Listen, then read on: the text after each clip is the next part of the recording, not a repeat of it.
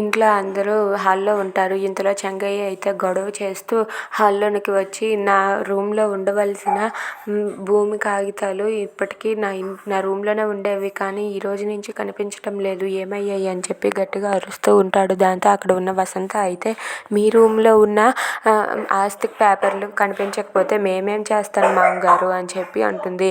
అది వినగానే చెంగయ్య అయితే, మీరు నాకు లాయర్ల గురించి చెప్పనవసరం లేదు, నా గురించి నాకు తెలుసు. రేయ్ సుధాకర్, నువ్వు వెళ్ళి గంగ రూమ్ అంతా కూడా చెక్ చేయరా అని చెప్పి అంటూ ఉంటాడు. అది వినగానే అక్కడ ఉన్న గంగాధర్ వాళ్ళిద్దరూ కూడా ఒక్కసారిగా షాక్ అయిపోతారు. ఇక చెంగయ్య చెప్పగానే సుధాకర్ అయితే వెళ్ళి గంగ రూమ్ అంతా వెతికి వస్తాడు.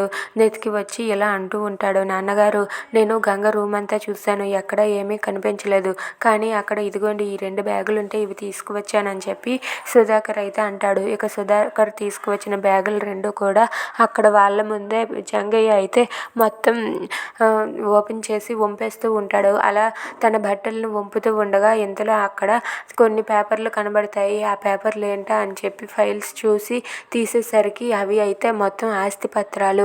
అవి చూసి అక్కడ ఉన్న వాళ్ళందరూ కూడా ఒక్కసారిగా షాక్ అవుతారు. ఇక చెంగయ్య అయితే, ఇదిగో ఇవే నా భూమి దస్తావేజులు అని చెప్పి చూపిస్తూ ఉంటాడు. అది చూడగానే గంగాధర్ వాళ్ళిద్దరూ ఒక్కసారిగా షాక్ అయ్యి అలా ఉండిపోతారు. అసలు ఇలా ఎలా జరిగిందని చెప్పి గంగ అనుకుంటూ ఉంటుంది. Please subscribe our channel.